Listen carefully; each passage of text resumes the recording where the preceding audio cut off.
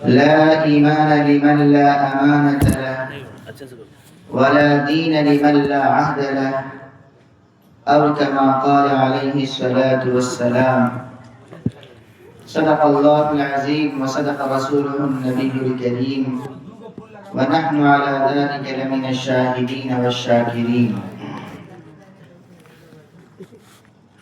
سبق پڑھ پھر صداقت کا، عدالت کا، شجاعت کا، لیا جائے گا تجھ سے کام دنیا کی امامت کا.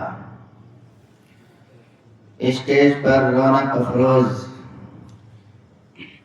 استاذ عالی قدر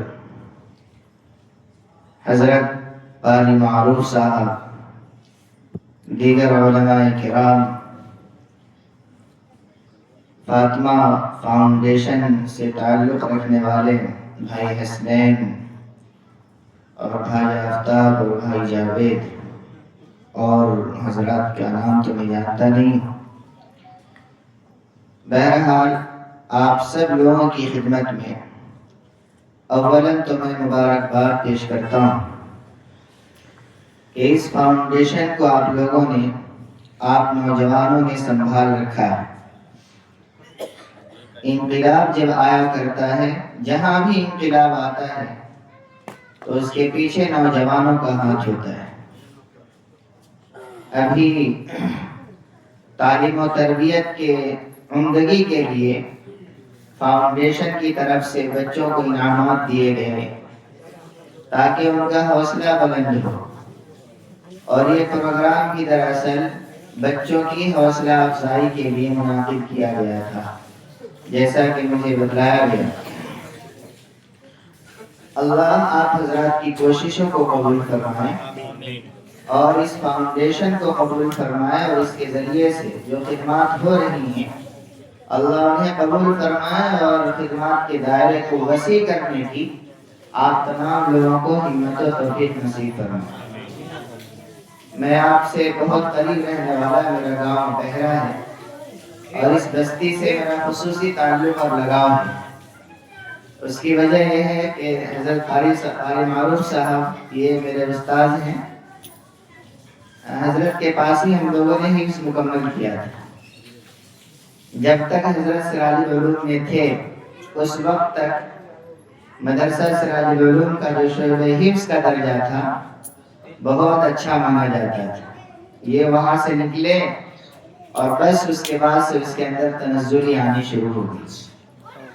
ہم لوگ سمرا میں جانے سے پہلے اس پوزیشن میں تھے حضرت قاری صاحب کی محنت کی بدولت کہ ایک بیٹھک میں قرآن سنا سکتے تھے. اس پوزیشن میں ہونے کے باوجود بھی سمرا دور کرنے کے لیے گئے تھے. بہرحال میرے استاذ ہیں، یہاں کے کئی لڑکے میرے درسی ساتھی ہیں، حافظ ظفر صاحب ہیں، حافظ حسنین وغیرہ ہیں، میرے درسی ساتھی ہیں. بہرحال اب تک تو آنے کا اتفاق نہیں ہوا تھا، یہ پہلی مرتبہ آپ حضرات کی خدمت میں حاضری ہوئی ہے.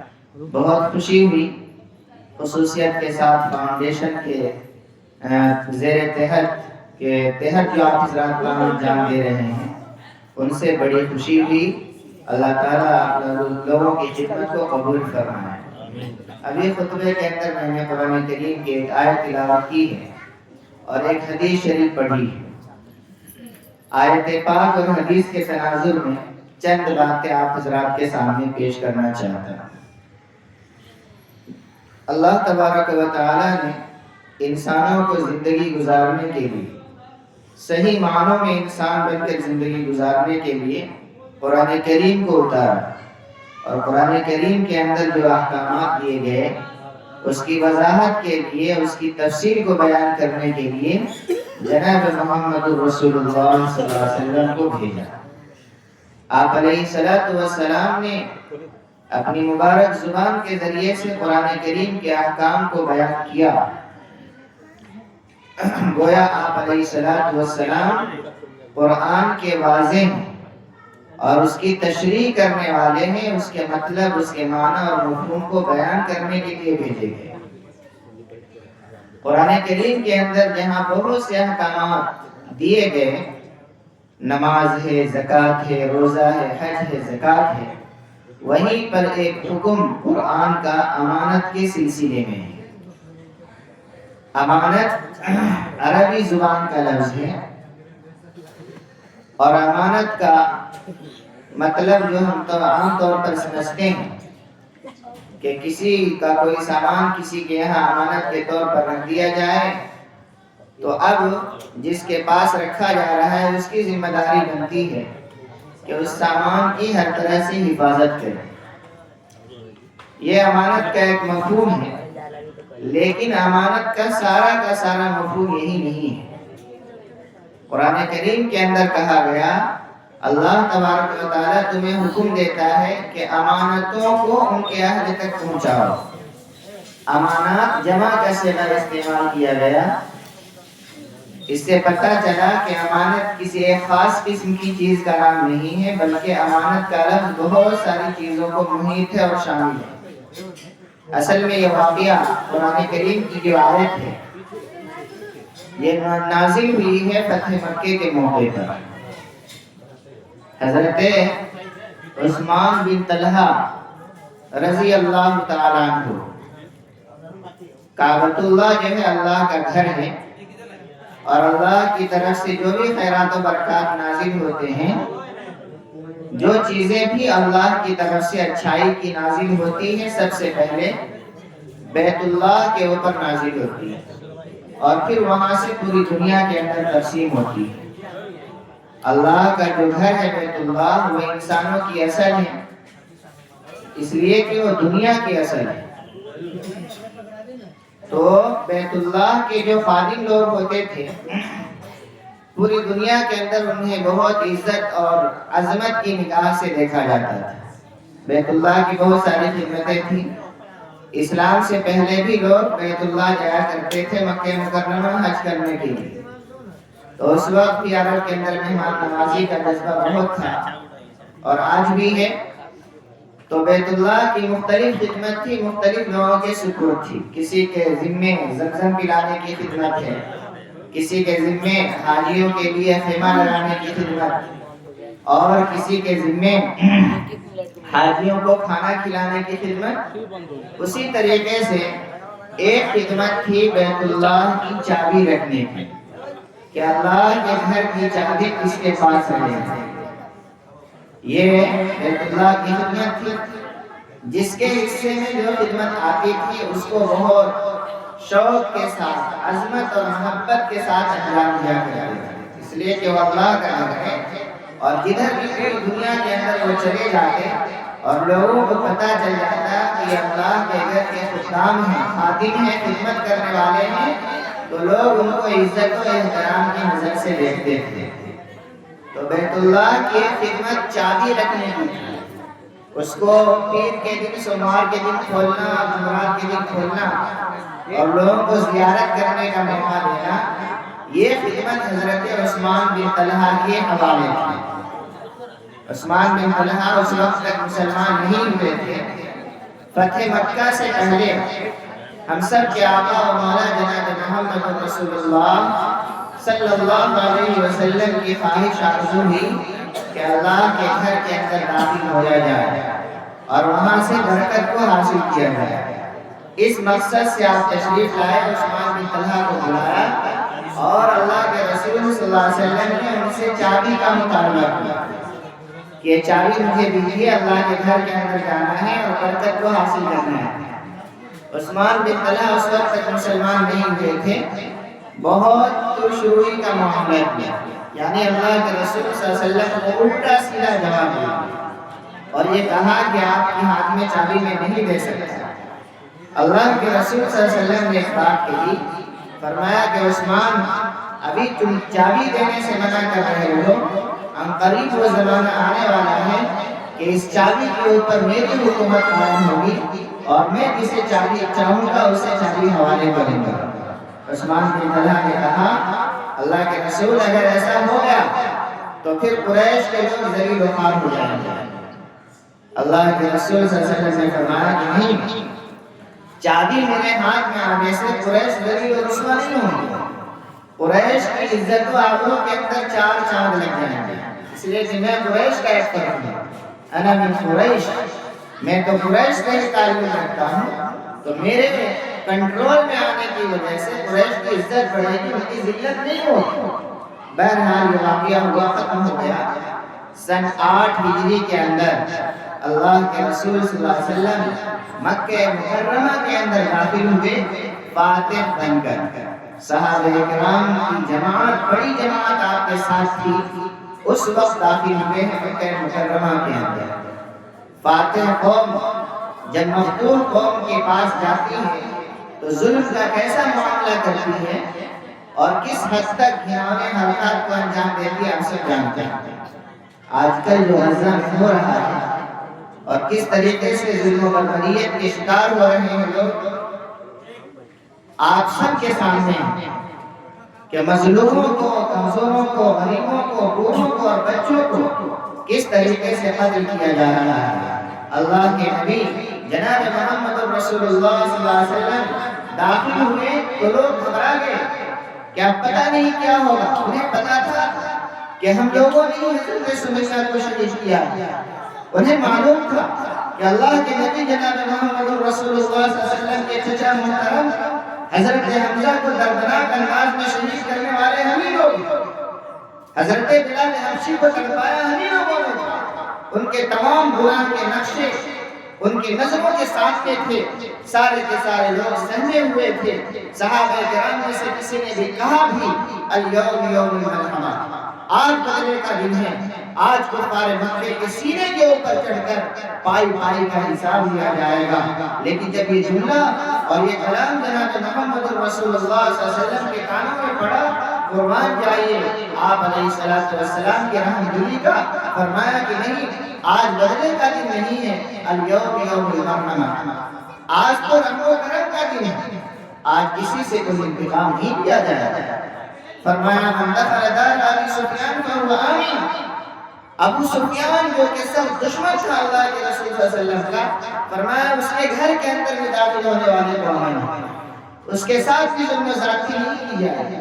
بیت اللہ کے کعبے سے، بیت اللہ کے غلاف سے جو چمٹ گیا اسے امن ہے، اور یہاں تک کہ فرما دیا کہ جو اپنے گھر کے دروازے کو بند کر لے، میرے راستے میں روڑے نہ اٹکائے، وہ بھی معمول ہے، اس کو بھی نہیں چھیڑا جائے۔ اس شان کے ساتھ آپ علیہ السلام داخل ہوئے۔ عثمان بن طلحہ جن سے آپ نے چابی کا مطالبہ کیا تھا، وہ چابی لے کر بیت اللہ کی چھت کے اوپر چھپے ہوئے تھے، جیسا کہ بعض روایتوں میں آتا ہے۔ حضرت علی رضی اللہ تعالیٰ عنہ کو آپ علیہ السلام نے حکم دیا، حضرت علی رضی اللہ تعالیٰ عنہ گئے، ان کے ہاتھوں سے چابی کو لے کر آپ علیہ السلام کی خدمت میں پیش کریں گے۔ آپ کی خدمت میں چابی آئی، آپ کے چچا حضرت عباس رضی اللہ تعالیٰ عنہ تشریف لائے، فرمایا اللہ کے رسول سقایا کی خدمت میں انجام دیتا ہوں، پوری دنیا سے حجاج کرام آتے ہیں تو ان کو پانی پلانا میرا کام ہے، آپ بیت اللہ کی چابی بھی میرے حوالے کر دیجئے تاکہ دونوں خدمت ہمارے گھر کے اندر جمع ہو جائے اور یہ عزت اور یہ افتخار ہمیں حاصل ہو جائے۔ اللہ کے رسول صلی اللہ علیہ وسلم نے کوئی جواب نہیں دیا، اور بھی بہت سارے لوگوں نے مطالبہ کیا کہ چابی ہمیں دے دیجیے، ہر کوئی چاہتا ہے۔ اللہ کے گھر کی خدمت اتنی بڑی عزت اور عزت کا اتنا بڑا ذریعہ کون نہیں چاہے۔ بہرحال اللہ کے رسول صلی اللہ علیہ وسلم نے اللہ کے گھر کو کھلوایا، داخل ہوئے، وہاں جو تصویریں بنی ہوئی تھی سب کو مٹایا، نمازیں پڑھی، اور جب آپ علیہ السلام باہر تشریف لائے اس وقت آپ کے زبان مبارک کے اوپر یہ آیت کریمہ جاری تھی، ان اللہ یأمرکم ان تؤدوا الامانات الی اہلها، فرمایا کہ اللہ تمہیں حکم دیتا ہے کہ امانتوں کو ان کے اہل تک پہنچاؤ۔ گویا اللہ کی طرف سے فیصلہ کیا گیا کہ چابی آپ نے عثمان بن طلحہ سے لی ہے تو حضرت عباس رضی اللہ تعالیٰ عنہ کو دینے کی ضرورت نہیں ہے، کسی اور کو دینے کی ضرورت نہیں ہے۔ آپ کو حکم دیا جا رہا ہے کہ جہاں سے آپ نے چابی لی ہے آپ ان کے حوالے کریں۔ عثمان بن طلحہ کو اللہ کے نبی نے بلایا گیا اور چابی حوالے کریں، اور فرمایا کہ قیامت تک یہ چابی تمہارے خاندان والوں کے اندر رہے گی، جو شخص تم سے چھیننے کی کوشش کرے گا وہ ظالم مجاہد ہوگا۔ اللہ کے رسول صلی اللہ علیہ وسلم کے اس فرمان کی وجہ سے کسی کی آج تک ہمت نہیں ہوئی کہ اس خاندان سے چابی کرنے سے چابی لیے وہ خرابہ جانے لگے۔ اللہ کے رسول صلی اللہ علیہ وسلم نے بلایا عثمان، فرمایا جی حضور ادھر آؤ، تشریف لائے، فرمایا کہ تم نے چابی لینے سے منع کیا تھا فلاں موقع پر، اور میں نے تم سے ایک بات کہی تھی کہ ایک زمانہ آئے گا کہ اس چابی کے اوپر میرا کنٹرول ہوگا، میرا قبضہ ہوگا، میں جسے چاہوں گا چابی حوالے کروں گا۔ عثمان بن طلحہ نے کہا اللہ کے رسول جس وقت آپ نے بات ارشاد فرمائی تھی میں یہاں سے جانے کے بعد اپنے دل کو کنٹرول کر دیکھا تھا، مجھے اسی وقت یقین ہو گیا تھا کہ ایک زمانہ آئے گا کہ یہ چابی محمد رسول اللہ صلی اللہ علیہ وسلم کے قبضے میں چلی جائے گی۔ میں نے اسی وقت ایمان لانے کا پختہ ارادہ کر دیا تھا، لیکن اپنی قوم کے تیور کے چڑھے ہونے کی وجہ سے میری ہمت نہیں ہو سکی۔ اب میں کلمہ پڑھتا ہوں اشہد ان لا الہ الا اللہ و اشہد ان محمد رسول اللہ۔ فوراً اسی وقت اللہ کے رسول صلی اللہ علیہ وسلم کے دامن کو تھام لیا، کفر و شرک کو چھوڑ کر اسلام کے دامن کے اندر داخل ہو گیا۔ میں یہ واقعہ سے بات یہ ہے کہ قرآن کریم کی جتنی آیات جتنی صورتیں ان کے خاص ہونے کا کوئی نہ کوئی پس منظر ہے۔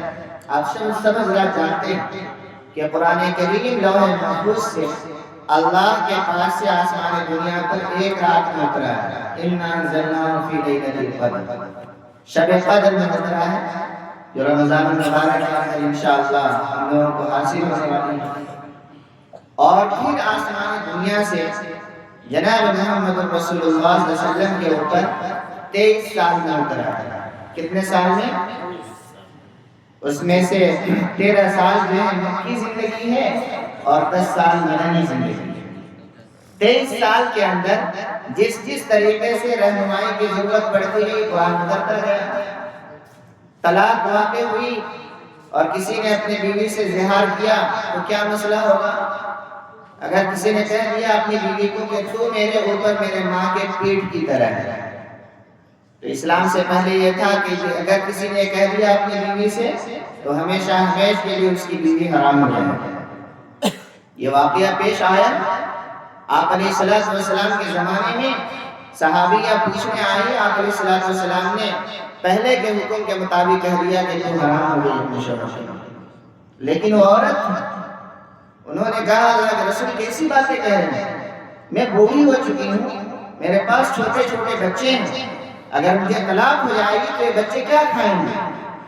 اگر میں اپنے پاس ملاتی ہوں اپنے پاس رکھتی ہوں تو یہ بھوکے مر جائیں گے، اور میں بچوں کو چھوڑ کر کے دوسرا نکاح کر لیتی ہوں تو یہ سب کے سب ضائع ہو جائیں گے، برباد ہو جائیں گے۔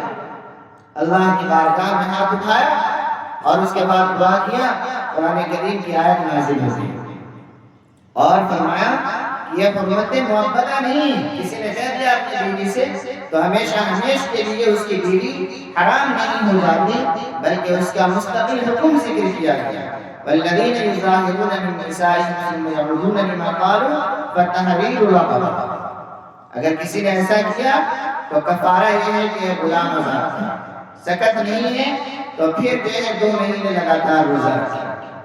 یہ حکم آیا تو قرآن کریم کی جتنی آیات ہیں سب کسی نہ کسی پس منظر میں نازل ہوئی۔ ان اللہ یامرکم ان تؤدوا الامانات الی اہلها، یہ بھی ایک خاص پس منظر میں نازل ہوئی۔ حضرت عثمان بن طلحہ کا واقعہ پیش آیا، چابی ان کے حوالے کرنا ہے کہ نہیں ہے، حضرت عباس کو دینا ہے یا انہیں کو دینا ہے؟ اللہ نے رہنمائی کی کہ نہیں، چابی آپ نے جہاں سے لی ہے جن کے پاس سے لی ہے انہیں کے حوالے کی۔ اور قرآن کریم کی آیت کے سلسلے میں آپ حضرات کے ذہن میں بات ہونی چاہیے کہ قرآن کریم کی آیت نازل ہوتی ہے کسی واقعے کے تحت، لیکن وہ آیت کسی واقعے کے ساتھ خاص نہیں ہوتی۔ ایسا نہیں ہے کہ امانت کا حکم آپ علیہ السلام کو دیا گیا کہ چابی عثمان بن طلحہ کے حوالے کر دیجیے اور دوسرے لوگوں کے لیے نہیں ہے، بلکہ قیامت کی صبح تک یہ حکم ہے کہ جو امانت اگر کسی کے پاس ہے اسے یہ حکم دیا جاتا ہے کہ اس کے اہل تک پہنچائے۔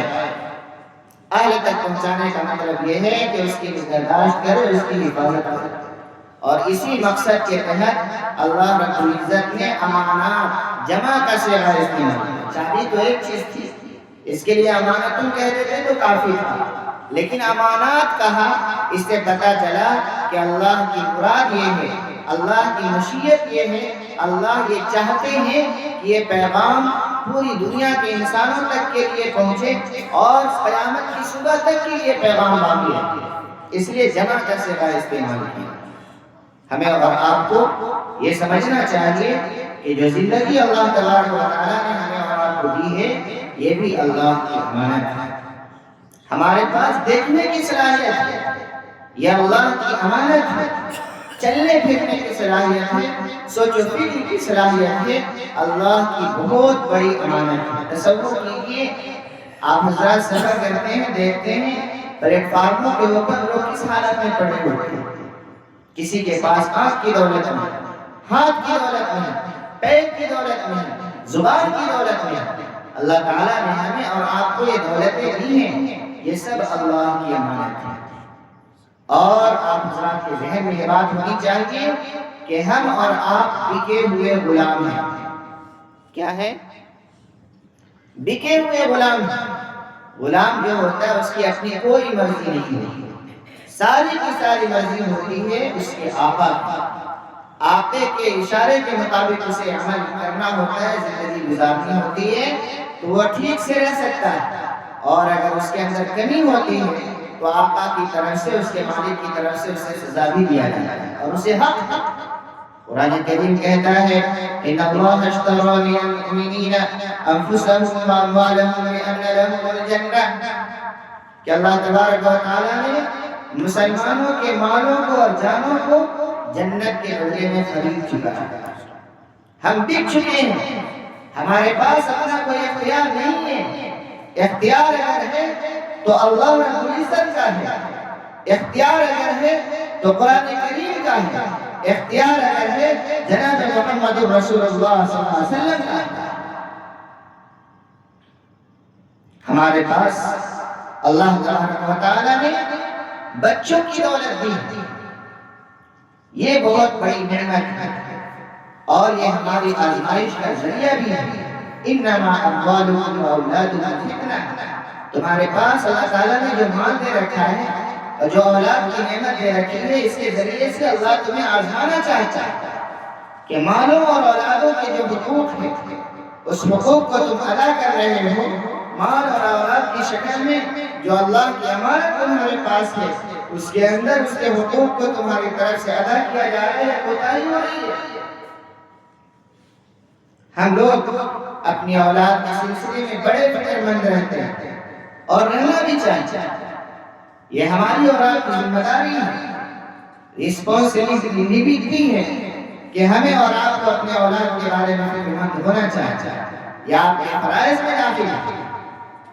لیکن بسا اوقات اور بہت ساری جگہوں پہ لوگوں کی ساری فکر یہ ہوتی ہے کہ ہمارے اولاد کی دنیا کس طریقے سے بچے جائے، کس طریقے سے اس کا مستقبل بن جائے اور فیوچر میں کس طریقے سے اچھے انداز میں زندگی گزار سکے۔ چنانچہ والدے سامنے رکھ کر اپنی اولاد کو پہلے نمبر پر کنوینٹ کے اندر داخل کرنے کی کوشش کرتے ہیں، اسکولوں کے اندر داخل کرنے کی کوشش کرتے ہیں، اور اسلامی تعلیم، بنیادی بیسک اسلامی تعلیمات کو چھوڑ کر سب سے پہلے اپنے بچوں کو دنیاوی تعلیم میں لگاتے ہیں۔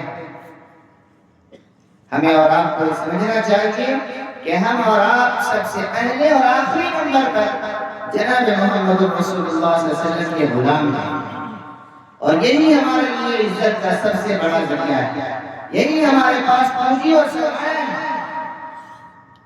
اور اپنی سمجھ کو، سوچ کو آپ لوگ ایک دائرے کے اندر محدود کرنے کی کوشش مت کیجیے، اور یہ مت سمجھیے کہ آپ کے بچے کا مستقبل 60 سالہ یا 70 سالہ زندگی ہے، نہیں۔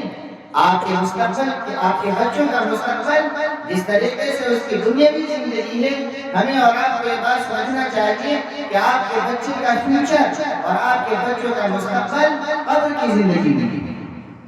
آپ کے بچوں کا مستقبل جنت و جہنم بھی ہے، آپ کے بچوں کا مستقبل اللہ کی بارگاہ میں اللہ کے سامنے کھڑے ہو کر جواب دینا چاہیے۔ یہ بھی ہمارے اور آپ کے بچوں کا مستقبل ہے۔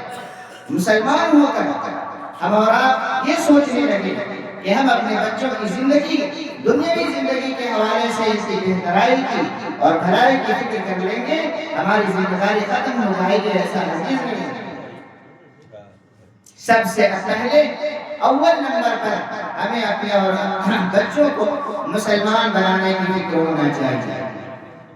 آج جس طریقے سے معاشرے کے اندر بگاڑ ہے، سوسائٹی کے اندر جس طریقے سے بچے بگڑ رہے ہیں، نشہ خوری عام ہے، زناکاری اور بدکاری عام ہوتی جا رہی ہے، جہاں بچے اس طرح کے جرائم کے اندر مبتلا ہو رہے ہیں، والدین سے بھی اللہ تبارک و تعالیٰ اس بارے میں پوچھیں گے۔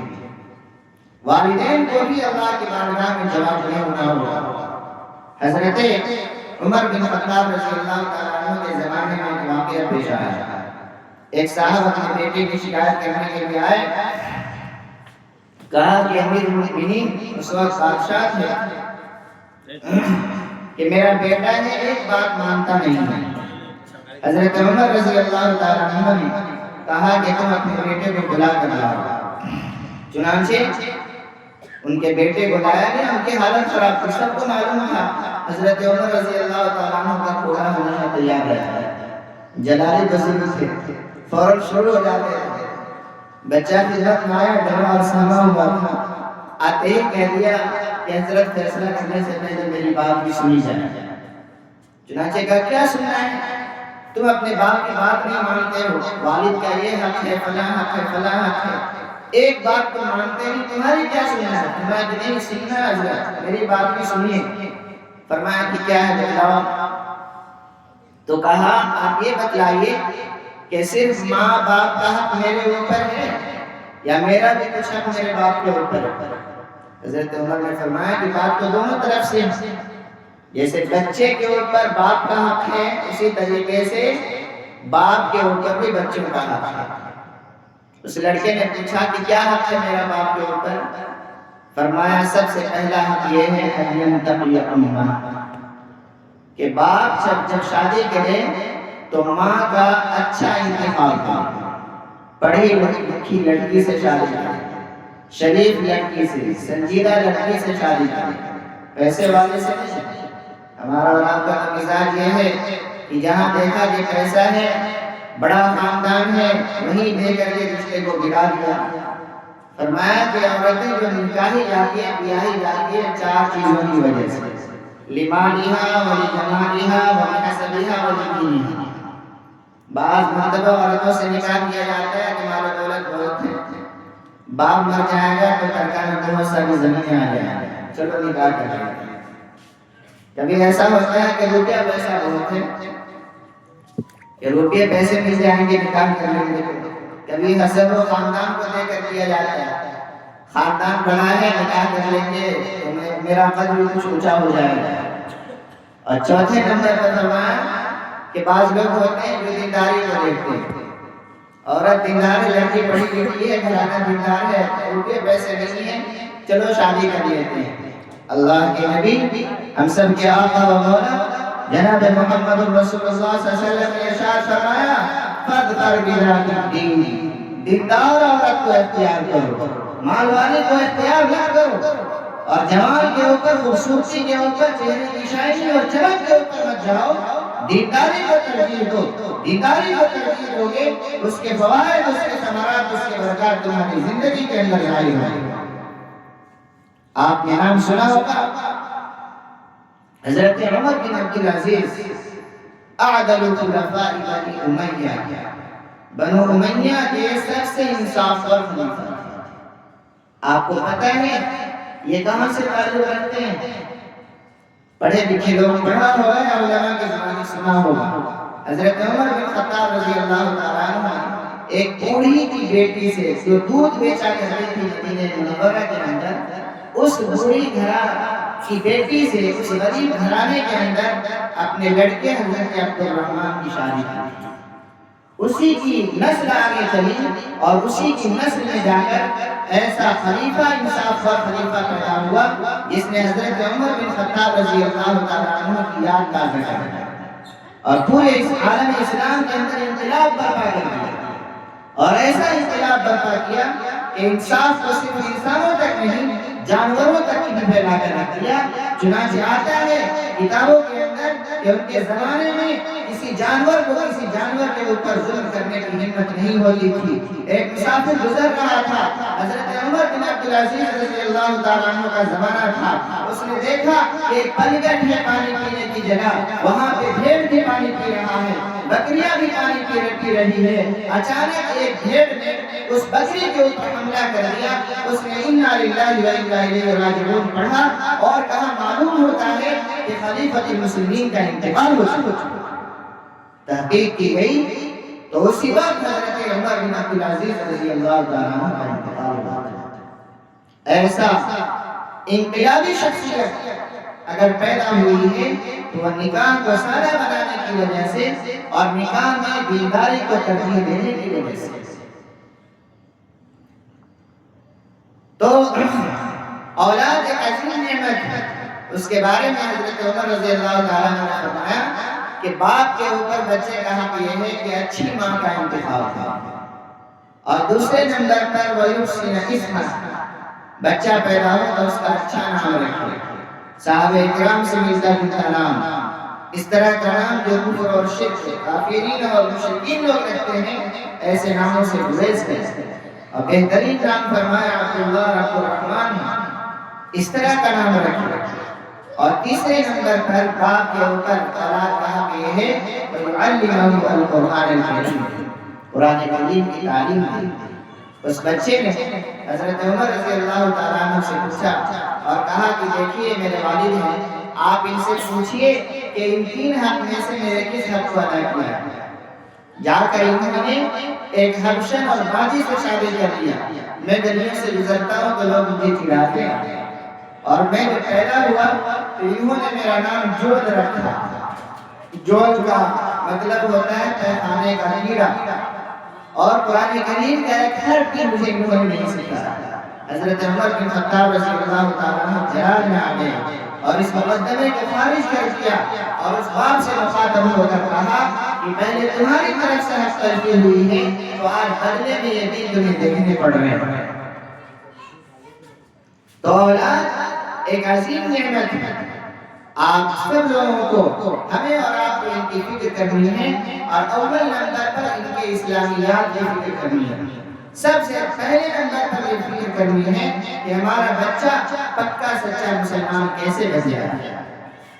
اس کے لیے جو بیسک اسلامی بنیادی تعلیمات ہیں ان کے حوالے سے ہمارے گاؤں کے اندر مکتب کا پختہ نظام ہونا چاہیے۔ یہ مسجد ہمارا مرکز ہے اور یہاں کا امام ہمارا اور آپ کا معلم ہے۔ اس کے تحت جو آپ حضرات جاتے ہوں گے ممبئی، مہاراشٹر اور گجرات کا جو علاقہ ہے پالنپور وغیرہ کا، رمضان میں ہم لوگوں کا سفر ہوتا ہے، دیکھ کر ہم لوگ دنگ رہ جاتے ہیں۔ رمضان کے مہینے میں وہ فجر کے وقت سے پہلے ہی پوری مسجد کھچا کھچ بھری ہوتی ہے، ایسا سہانا اور مبارک ماحول ہوتا ہے۔ یہ علماء کی محنت ہے۔ ہمارے گاؤں کے اندر بھی مکتب کا اسی طرح کا عمدہ نظام ہونا چاہیے، اور اس کے لیے ہمیں اور آپ کو سنجیدہ ہونے کی ضرورت ہے۔ جب یہ مکتب کا نظام جب ہمارا عمدہ ہوگا، ہماری بچیوں کے اندر دینی تعلیم آئے گی، تب جا کر معاشرے کے اندر اصلاح کی شکل پیدا ہوگی۔ اور بچوں کے مقابلے میں بچیوں کی تعلیم و تربیت کے حوالے سے زیادہ فکر مند ہونے کی ضرورت ہے۔ بہت زیادہ دور جانے کی ضرورت نہیں ہے، اپنے ضلع کی رپورٹ اٹھا کر دیکھ لیجیے، ہزاروں کی تعداد میں لڑکیاں مل جائیں گی جو گھر سے بے گھر ہو چکی، ارتداد کا شکار ہو چکی۔ جس قوت سے عبداللہ اور عبد الرحمن کو پیدا ہونا چاہیے، خالد و راشد و عمر و بکر کو پیدا ہونا چاہیے، آج اسی قوت سے غیروں کو جنم دے رہے ہیں، جہنم کا میرا بن چکی ہے۔ اللہ ہماری اولاد کی حفاظت فرمائے۔ تو اولاد اللہ کی عظیم نعمت ہے، اور اس سلسلے میں بھی حکم ہے کہ امانت جو ہے یہ اولاد کی شکل میں ملی ہے، اسے اہل تک پہنچاؤ، یعنی اس کے حقوق کی نگہداشت کرو، اس کے حق کو ادا کرو۔ اور اولاد کے حقوق میں سے جیسا کہ بتلایا گیا قرآن کریم کی تعلیم ہے، اسلام کی تعلیم ہے، اسلامیات کی تعلیم ہے۔ اسی طریقے سے ہماری اولاد کی جو زندگی گزر رہی ہے، نوجوانوں کی موبائلوں میں ہو کر یہ اپنے وقت کو ضائع کرتے ہیں۔ ہماری جو بہنیں یہ بھی کان کھول کر سن لیں، دروازے کو بند کر کے، اور ہمارے نوجوان جو دروازوں کو لگا کر کھڑکیوں کو بند کر کے موبائلوں میں ہو کر ویڈیوز دیکھ رہے ہوتے ہیں، گندی فلمیں دیکھ رہے ہوتے ہیں، اور یہ سمجھتے ہیں کہ ہم ماں باپ کی نظر سے بچ گئے، سب کی نظروں سے بچ سکتے ہیں، لیکن اللہ کی نظر سے ہرگز نہیں بچ سکتے، کبھی بھی نہیں بچ سکتے۔ اس لیے اس بات کا استحضار ہونا چاہیے۔ پہلے زمانے میں لوگ جب نیکیوں کا غلبہ تھا تو گناہوں سے بچنے کے لیے بہانے تلاش کرتے تھے، اور آج ہم گناہ کو انجام دینے کے لیے بہانے تلاش کرتے ہیں۔ اللہ ہماری اور آپ کی حفاظت فرمائے۔ دہلی کے اندر حضرت قاری صدیق صاحب خانوی رحمۃ اللہ علیہ کی کتاب ہے تعلیم المتعلمین، اس کے اندر حضرت قاری صاحب رحمۃ اللہ علیہ نے ایک واقعہ لکھا ہے، اور بہت ہی سبق آموز واقعہ ہے۔ اور وہ واقعہ یہ ہے کہ ایک طالب علم تھا جو دہلی کے کسی مسجد میں رہا کرتا تھا۔ پہلے زمانے میں مدارس کا موجودہ سسٹم اور نظام نہیں تھا کہ ہر فن کے ماہر استاد کو جمع کر لیا، نظماء حضرات جمع کر کے لا رہے ہیں، بچے کو داخل کر لیا، کھلا رہے ہیں، پلا رہے ہیں، پڑھا رہے ہیں۔ پہلے ایسا سسٹم نہیں تھا۔ پہلے یہ ہوتا تھا کہ کسی شہر اور کسی گاؤں کے اندر کسی فن کا ماہر ہے، مفسر ہے، محدث ہے، فقیہ ہے، تو پڑھنے والا جاتا، معلوم کرایہ پر لیتا، کھانے پینے کا انتظام کرتا تھا، استاذ کی ذمہ داری بس پڑھا دینی ہوتی تھی۔ چنانچہ ایسے ہی تھا، وہ طالب علم مسجد میں رہتا تھا، مسجد کی طرف سے کھانا خرچہ ملتا تھا، اور کسی استاذ کے پاس جا کر تعلیم حاصل کرتا تھا۔ ایک رات کے اندر نوجوان طالب علم تھا، نہایت ہی حسین و جمیل لڑکی اس مسجد کے اندر داخل ہوتی ہے۔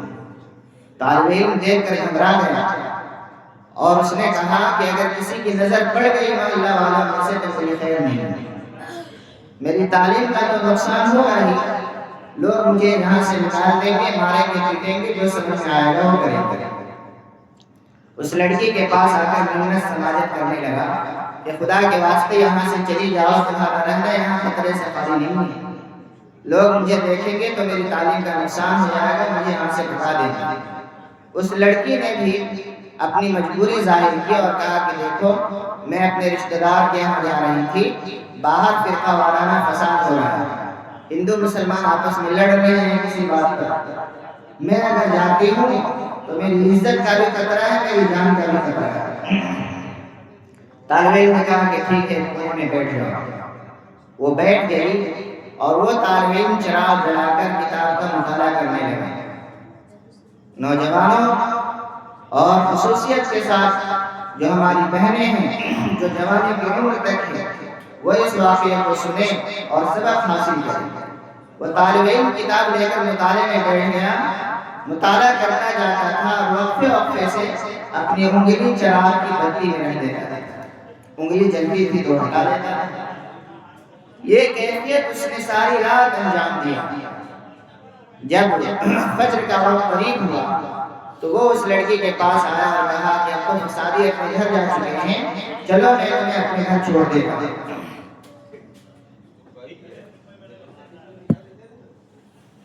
وہ لڑکی بضد ہو گئی اور پوچھنے لگی کہ ساری رات تم چراغ کی بتی میں اپنی انگلی کو جلا رہے تھے، آخر اس کی وجہ کیا ہے؟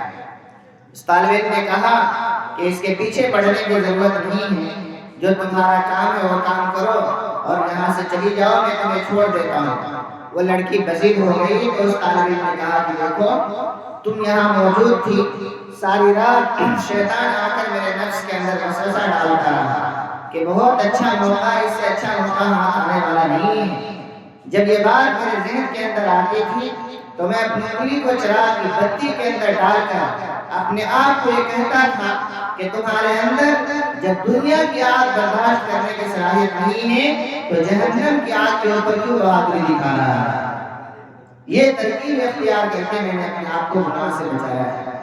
بڑے مالدار گھرانے کی لڑکی تھی، وہ وہاں سے چلی گئی، کسی بڑے گھرانے کے اندر اس کا رشتہ ہونا طے پایا تھا، لیکن اس نے جا کر اپنی ماں باپ سے کہا کہ میرا نکاح اگر ہوگا تو اسی طالب علم سے ہوگا۔ رشتہ داروں کو خود خدشہ بھی ہوا کہ ہو سکتا ہے کہیں اس کو معاشقہ کی بات ہو، لیکن جب اس طرح کی بات اس کے کان میں پڑی تو اس نے پورا واقعہ بیان کیا اور یہ کہا کہ اس طالب علم کے اندر خدا کا خوف ہے، اللہ کی خشیت ہے، اللہ کا تقویٰ ہے۔ جس دل کے اندر خدا کا خوف ہوتا ہے وہ کسی پر ظلم نہیں کرتا۔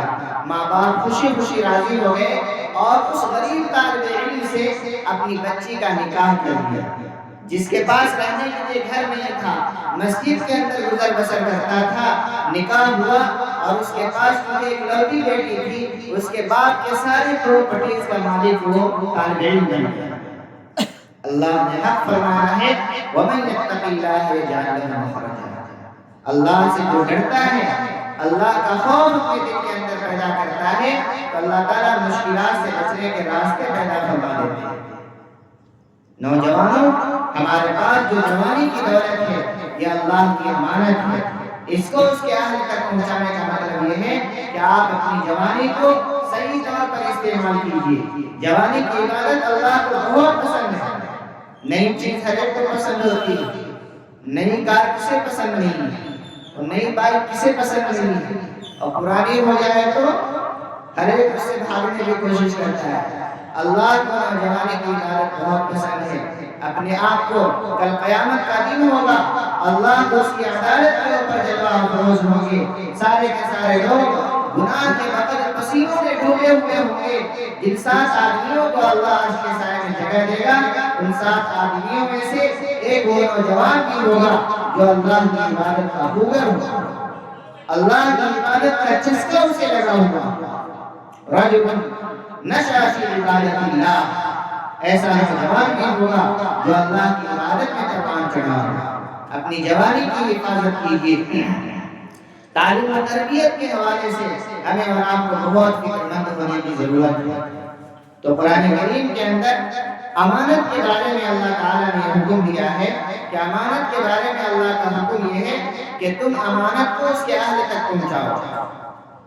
اللہ کا جو یہ دین ہے یہ بھی امانت ہے، اس کے اندر ہمیں اور آپ کو قطر بیوٹ کرنے کی اجازت نہیں ہے۔ دین کا جو معاملہ جہاں تک قرآن و حدیث سے ثابت ہے، جناب محمد رسول اللہ صلی اللہ علیہ وسلم سے ثابت ہے، اسے اسی شکل میں برقرار رہنا یہ دین کے ساتھ امانت داری ہے۔ آج کی یہ رات جو عبادت کی رات ہے اور جس کے بارے میں ہم سب کے آقا اور مولا جناب محمد رسول اللہ صلی اللہ علیہ وسلم نے ارشاد فرمایا اذا كانت ليلة من نصف شعبان فقوموا ليلها وصوموا نهارها، کہ جب شعبان کی 15ویں تاریخ ہو تو رات میں قیام کرو اور دن میں روزہ رکھو۔ رات میں قیام کرنے کا مطلب نفلی عبادت کرنا ہے، اور نفلی عبادت کے اندر اللہ رب العزت کو تخلیہ اور تنہائی پسند ہے۔ اللہ کے نبی جناب محمد رسول اللہ صلی اللہ علیہ وسلم کی عادت شریفہ یہ تھی کہ نفل نماز کو آپ اپنے حجرے کے اندر ادا فرمایا کرتے تھے۔ تو اس رات کے سلسلے میں اس حدیث سے بات ثابت ہے کہ رات کے اندر اللہ کی عبادت ہونی چاہیے، نفلی نماز پڑھنی چاہیے۔ نفل نماز جو پڑھنے کا طریقہ ہے جیسے قضاء سنت پڑھتے ہیں وہی نفل نماز ہے، کوئی الگ سے کوئی خاص واقعہ نہیں ہے کہ 1000 مرتبہ قل اللہ اکبر پڑھنا ہے سراسر واجبات ہے، اس کی کوئی حقیقت نہیں۔ تو نفل نماز جیسے اور نماز پڑھی جاتی ہے، سورہ فاتحہ پڑھنا ہے، سورہ ملانا ہے، رکوع سجدہ کرنا ہے، وہی نماز ہے نفل نماز۔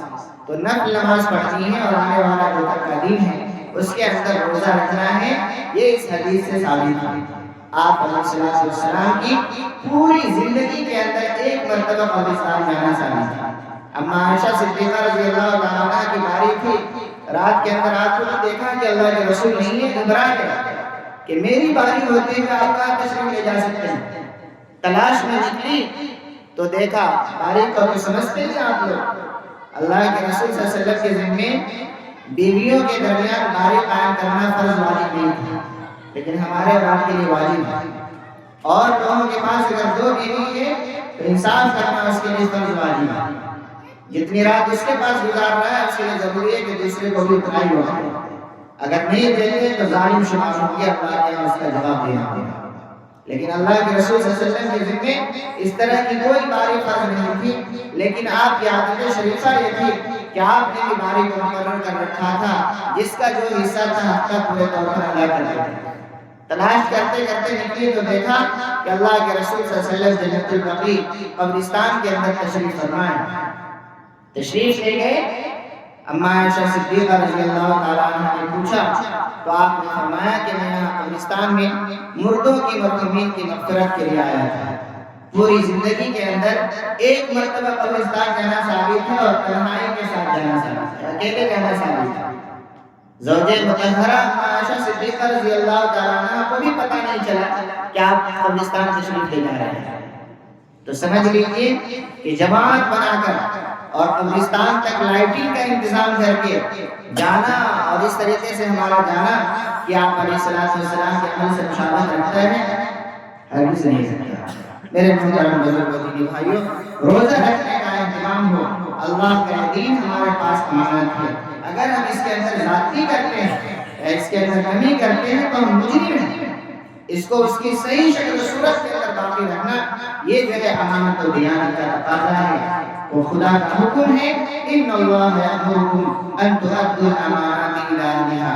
اللہ تمہیں حکم دیتا ہے کہ امانتوں کو ان کے اہل تک پہنچاؤ. سرکار دو عالم صلی اللہ علیہ وسلم نے ارشاد فرمایا لا ایمان لمن لا امانت لہ ولا دین لمن لا عہد لہ، کہ جس شخص کے پاس امانت داری کا معاملہ نہیں ہے اس شخص کی زندگی کے اندر ایمان نہیں، اور جس کے پاس وعدے کی پاسداری نہیں اس کے پاس کوئی اسلام نہیں. لہذا مسلمان ہونے کا مطلب یہ ہے کہ آپ نے امانت دار ہو. مسلمان ہونے کا مطلب یہ ہے کہ اگر آپ کسی سے وعدہ کر رہے ہیں تو اس وعدے کو پورا کرنا آپ کے لیے ضروری ہے. وعدے کی وفاداری آپ کی زندگی کے اندر نہیں ہے، امانت کی کوئی قدر و قیمت اہمیت آپ کی زندگی کے اندر نہیں ہے. آپ سب کچھ ہو سکتے ہیں، سرکار دو عالم صلی اللہ علیہ وسلم کی حدیث بتاتی ہے کہ آپ مسلمان نہیں ہو سکتے. یقیناً اس حکم کے سلسلے میں ہمارے اور آپ کی طرف سے بڑی کوتاہی ہو رہی ہے. خود اپنا محاسبہ کیجیے کہ اللہ تعالیٰ نے ہمیں زندگی دی ہے تو اللہ کے لیے ہمارے پاس کتنا وقت ہے. بازار جانے کے لیے وقت ہے، رشتہ داروں میں جانے کے لیے وقت ہے، شادی بیاہ کے لیے وقت ہے، بزنس اور تجارت کے لیے وقت ہے. اللہ اور اس کے رسول کے لیے آپ نے کتنا وقت خارج کر رکھا ہے، اس کا فیصلہ آپ خود کیجیے. ہماری ماں اور بہنوں کے پاس موبائل چلانے کے لیے تو وقت ہے، دوسرے کی شکوہ شکایت کرنے کے لیے وقت ہے، لیکن اپنے بچوں کی تعلیم و تربیت کے لیے وقت نہیں ہے. اور وقت تو ایسا خوفناک آ چکا ہے کہ آج کے زمانے کے اندر چھوٹا بچہ جب روتا ہے، ماں پریشان ہوتی ہے تو اس کے ہاتھ کے اندر گانا لگا کر موبائل کے اندر پڑے کر کے بچے کے حوالے کر دیتے ہیں. بچے کا دل بالکل سادہ تختی کی مانند ہوتا ہے. آپ جو کچھ چاہے اس کے اوپر نقش کر سکتے ہیں، لکھ سکتے ہیں، سبق کر سکتے ہیں. جس معصوم کے نیجے کے اندر اور دل کے اندر گانے کی آواز جا رہی ہے، کفریہ اور شرکیہ کلمات جا رہے ہیں، آپ غور کر لیجیے کل ہو کر وہ کیا رنگ کھلانے والا ہے اور اس کا کیا بھیانک انجام سامنے آنے والا ہے. میں اپنی ماں اور بہنوں کو بھی یہ پیغام دوں گا، آج کی اس اسٹیج سے فاطمہ فاؤنڈیشن کے زیر تحت جو یہ پروگرام کیا جا رہا ہے، آپ اپنی عزت و ناموس کے محافظ خود بنیے، اپنی نگاہوں کی حفاظت کیجیے. قرآن کریم نے جس طریقے سے مردوں کے بارے میں کہا کہ اپنی نگاہوں کو نیچے رکھو، وَقُلْ لِلْمُؤْمِنَاتِ يَغْضُضْنَ مِنْ أَبْصَارِهِنَّ، عورتوں کو بھی کہا گیا کہ مومن عورتوں تم اپنی نگاہوں کو نیچے رکھو.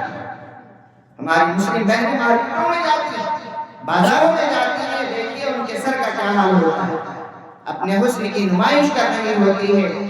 اللہ کی بارگاہ میں ہمیں اور آپ کو سب کو حساب دینا ہے. یہ دنیا دارالامتحان ہے، ایگزام ہال کے اندر ہم موجود ہیں. اللہ کے یہاں پل پل کا حساب دینا ہے. ہارون الرشید یہ عباسی حکومت کا بہت بڑا بادشاہ گزرا ہے، نہایت ہی نیک دل انسان تھا. ان کی بیوی زبیدہ بہت ہی نیک اور دیندار خاتون تھی. مکہ مکرمہ کے اندر جو حاجیوں کو پانی کی پریشانی لاحق ہوئی تو بہت بڑے خرچ کے ساتھ انہوں نے نہر زلیلہ کھلوایا تھا۔ انتقال ہو گیا تو رات میں کسی نے خواب میں دیکھا، بہت اچھی حالت کے اندر ہے۔ اس نے کہا کہ زبیدہ تمہاری مغفرت کے لیے تو بس زبیدہ نہر ہی کافی ہے، اتنے لاگت کے ساتھ تم نے حجاج کرام کے لیے پانی کا انتظام کیا، اسی بنیاد پر تمہاری مغفرت ہو رہی ہوگی۔ زبیدہ نے کہا کہ نہیں، تم نے غلط سوچ رکھا ہے، میری بخشش کا واقعہ وہ زبیدہ نہیں ہے، وہ نہر نہیں ہے، وہ تو میں نے حکومت کے پیسے سے بنوائے تھے، اس کے اندر میرا کیا کمال ہے؟ میری مغفرت اور بخشش کا واقعہ یہ ہے کہ ایک دن مجھے سخت بھوک لگی ہوئی تھی، میں کھانے کے لیے بیٹھی ہوئی تھی اور میرا دوپٹہ اترا ہوا تھا، میں نے لقمے کو اٹھا کر منہ تک کیا، اتنے میں مؤذن مسجد سے اللہ اکبر کی آواز لگائی، میں نے لقمے کو گرایا اور اپنے سر کے اوپر دوپٹہ رکھا، اس عمل کی بدولت اللہ تعالیٰ نے میری مغفرت کی۔ آج ہماری ماں اور بہنوں کا کیا حال ہے، بے پردگی کا کیا حال ہے، ہمارے معاشرے کے اندر، سوسائٹی کے اندر کس طریقے سے لڑکیاں بے پردہ ہو کر رہتی ہیں گھروں کے اندر۔ اللہ کے نبی جناب محمد رسول اللہ صلی اللہ علیہ وسلم نے ارشاد فرمایا، جس گھر کے اندر عورتیں بغیر کسی ضرورت کے سر کو کھلا رکھتی ہیں، رحمت کے فرشتے داخل نہیں ہوتے، رحمت کے فرشتے داخل نہیں ہوتے۔ ہر گھر کے اندر مصیبت کا دور دورہ ہے، لیکن اس کے علاج کے اوپر غور نہیں کیا جاتا۔ رحمت کے فرشتے داخل نہیں ہوں گے گھر کے اندر، خیر و برکت کہاں سے آ جائے؟ اس لیے ماں بہنوں کو بھی یہ پیغام دینا چاہتا ہوں کہ آپ اپنی عزت و ناموس کی حفاظت کیجیے، نظروں کی حفاظت کیجیے اور خصوصیت کے ساتھ پردے کا اہتمام کیجیے۔ یہ چند باتیں آپ کے ہاتھ کے سامنے آئی ہیں۔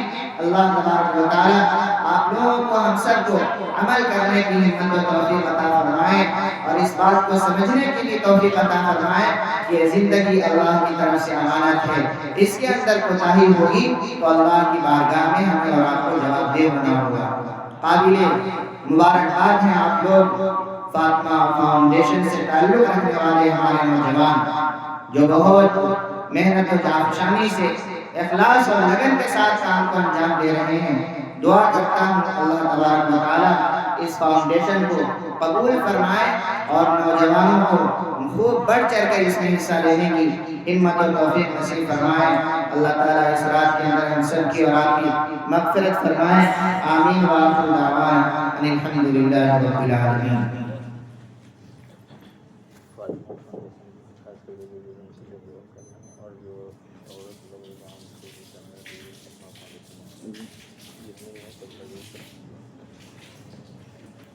دعا کریں۔